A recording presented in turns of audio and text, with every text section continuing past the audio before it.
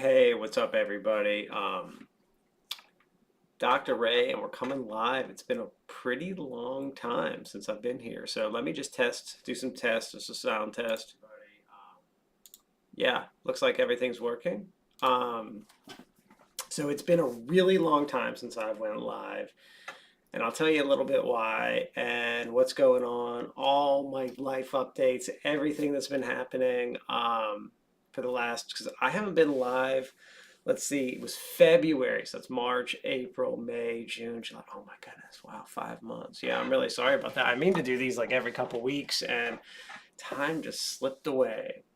Last time I was talking about like when my family got COVID, wife fell off my kayak and stuff like that. Um, so let's talk about some updates, things that have been going on, everything like that. So first thing, let's talk about some professional stuff, and then let's get into personal stuff that's been going on. So professionally, things have been going kind of good, kind of good. My consulting business has been doing great. We've been taking on a lot of like instructional design, ed tech type clients, doing really well. I've been doing so I did a lot with like ed tech over the spring semester and into summer. Um, as far as esports and like gaming goes, so it's kind of a long story, but basically,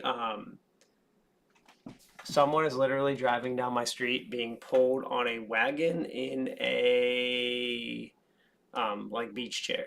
So that's what's happening in my neighborhood today. As I just saw, it's like kids and they're gonna like get hurt.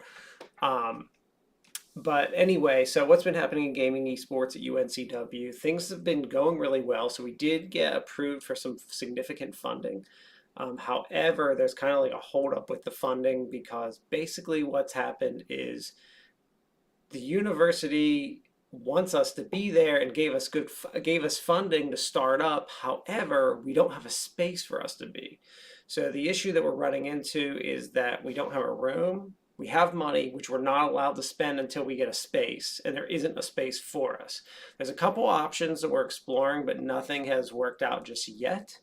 Um, so everything's like on hold for the time being. It's been on hold since May, and I'm just doing everything in that I can do to get this space for our esports team and club and stuff. The problem is I'm just a professor. I don't control, this is way above my pay grade, which is unfortunate.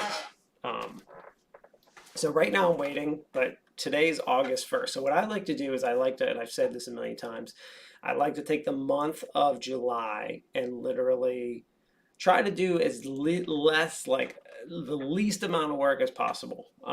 I go away and stuff like that. So I taught one class, but I was like really didn't do anything else. Tried not to have any meetings, tried not to do any work. And today's August 1st, so I kind of start everything today. So that's where I am, like professionally. Like things are going well. I mean, things are going good.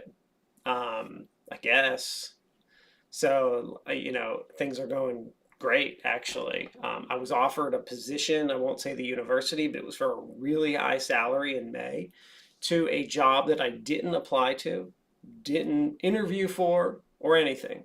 I literally just got offered a position at a great university too. Would have been a great job, but it just wasn't my thing, wasn't where I wanted to be. Um, so I want to stay at the beach. I like UNCW. I like the people I work with. I like that we've got some momentum here, so I'm trying to capitalize on that and really like make things happen here.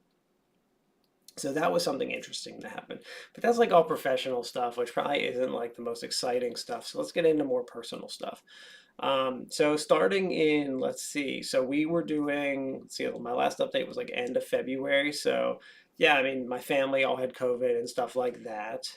And then, we got into spring. I mean, not much happened. I've been surfing. I surfed a ton in the spring. Did stuff with my kids, waited for the water to get warmer, which it finally is. Um, we had a very big Disney trip planned for the end of June, which we went on. Disney was awesome. Super fun time. Disney's always a blast. So if you haven't been there, it's definitely a fun place to take kids. The only problem with Disney is it's it's so expensive. It's like unbelievable. So let me just put it this way. I have 3 kids and 2 adults, so there's 5 of us.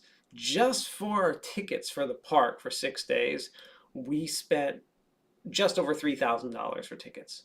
That, I mean, that just like is completely mind blowing to me that someone would spend that much money on a vacation, let alone like just the tickets. That didn't include our room. That didn't include our food. That didn't include our spending. $3,000 for tickets to go to Disney. I mean, I don't know how anyone really affords it.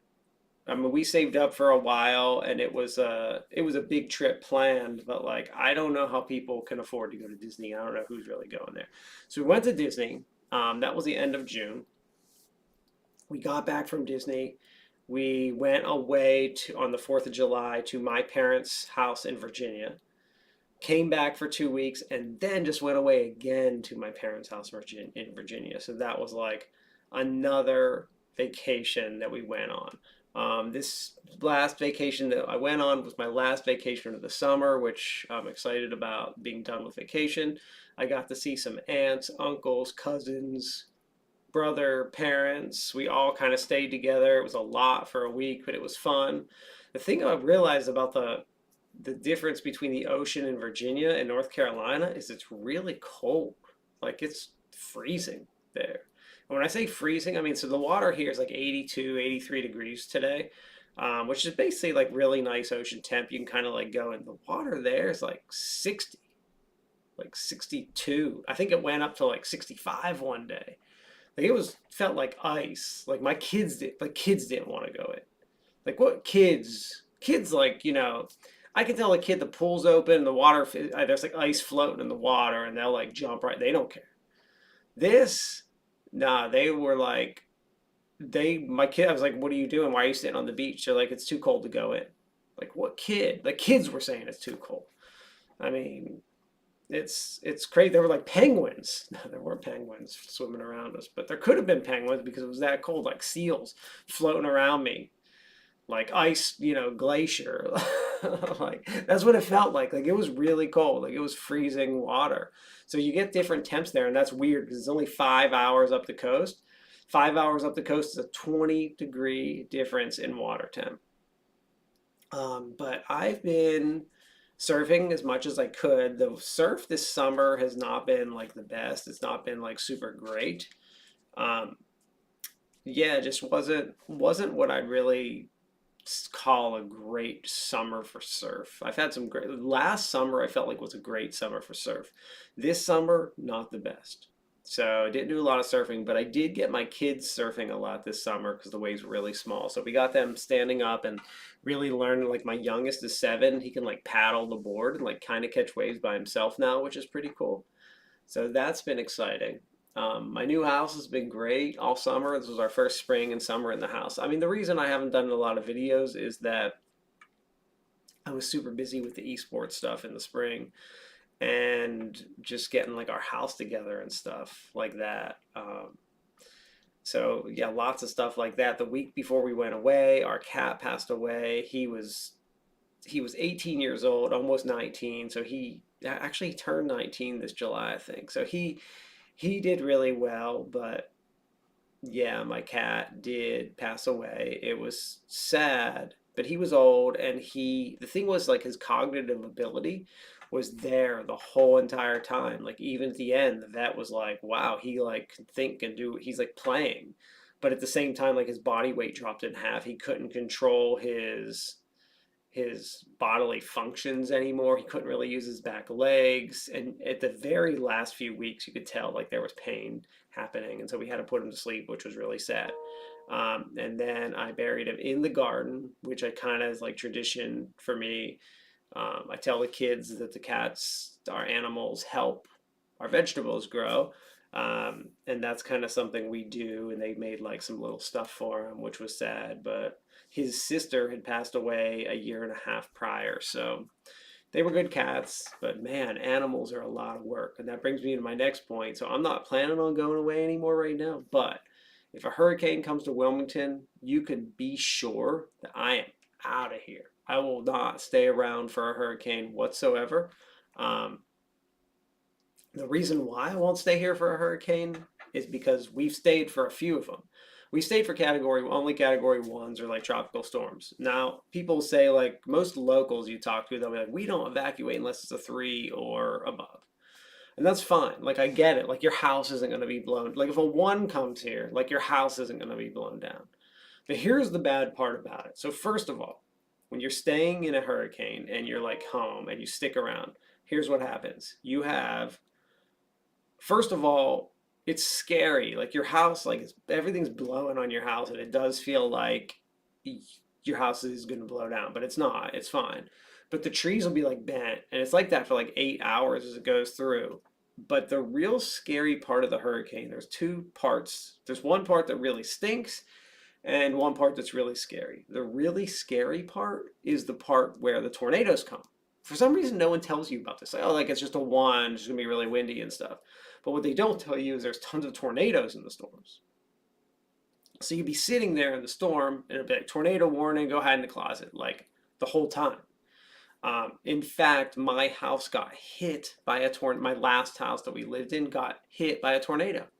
Literally, my house got, you can look on the tornado map, chisel line right through my house. My house got smacked with a tornado. Now, yes, the tornado tore up some of my roof and a tree branch, and that's it. Like, I mean, just took some shingles off my roof. It didn't tear up my roof. Took some shingles off my roof, and that's it. But that's freaking scary. We weren't there, but like, what if my kids would have been there? Like, would they have PTSD for like the rest of their lives from like their house getting hit by a tornado? Probably. Like, that's pretty scary stuff. Like, you don't want your house to get hit by a tornado. So, yeah, we're not staying around for any storms. The really sucky part about the storms, the worst part about these storms that I hate the most is that the power's out. So your power could be out. I mean, your power might not go out, but it could be when it does go out, it could flicker, or it could be out for like a couple hours. It could be out for a day, or it could be out for 3 days. When Hurricane Florence came through, which I get was an anomaly. Jeez, I can't speak today. Our power was out for like between 12 and 14 days. So the problem is if your power when the power goes out for a storm, what happens is that it is like 120 degrees outside and as humid as possible. So you're stuck in your house and it's going to be hotter than that and you're going to sweat your butt off. It's terrible. It's like the worst thing ever. So normally with a storm your power's out for about a day, maybe 2 days. But that day is absolutely like the worst day ever.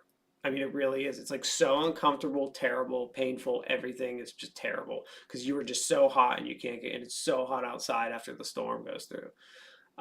So a lot of people have generators, but their generator only covers their refrigerator. So like your food's cold, but you're sweating your tail off all day.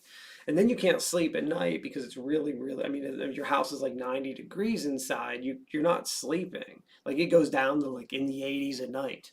Like you're not sleeping. So that's why if a storm comes, we will be hightailing it out of Wilmington. Well, we're not in Wilmington anymore. I'm in like a Surf City, Hampstead area, but we will hightail it out of here.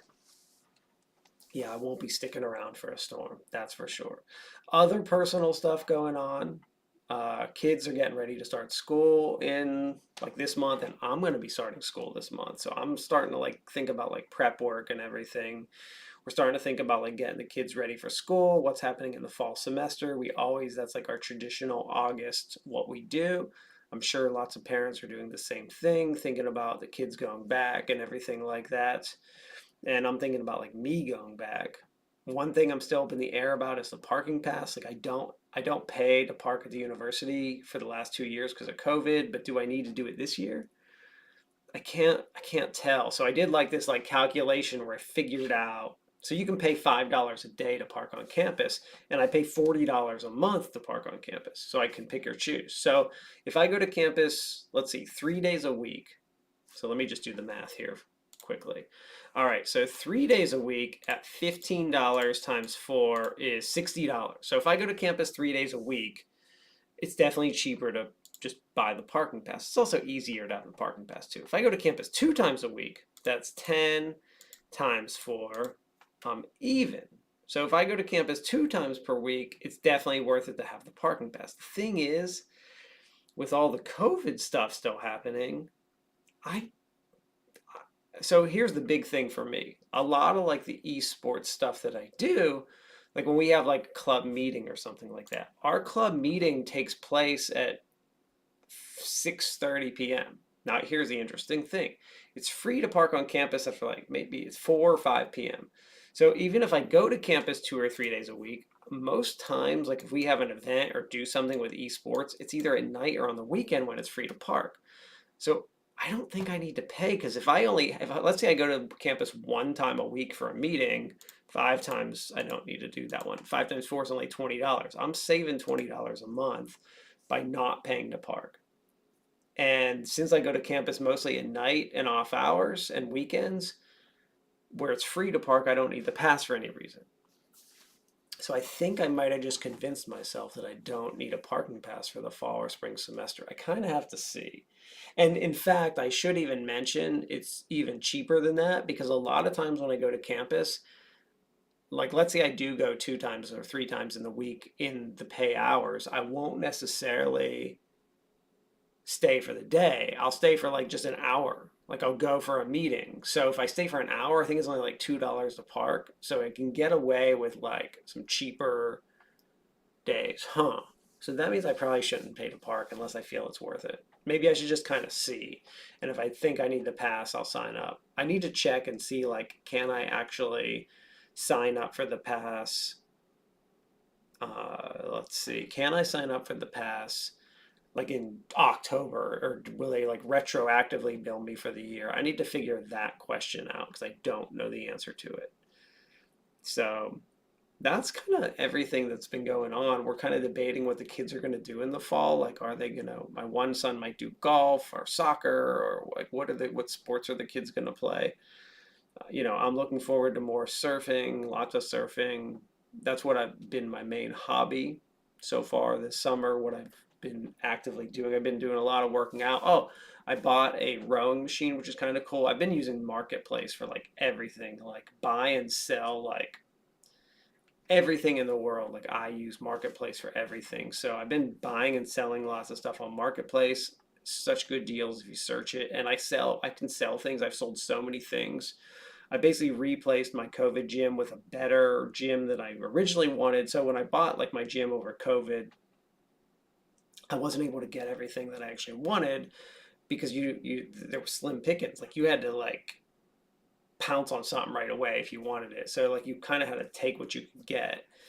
So what I did is I sold all of that stuff for basically what I paid for it, since prices went up so much, and bought what I actually wanted and redid my whole entire gym. So it's really exciting. I've been working out at like 3:30, worst time of the day to work out because it's so hot, but it's so great for me mentally to work out then.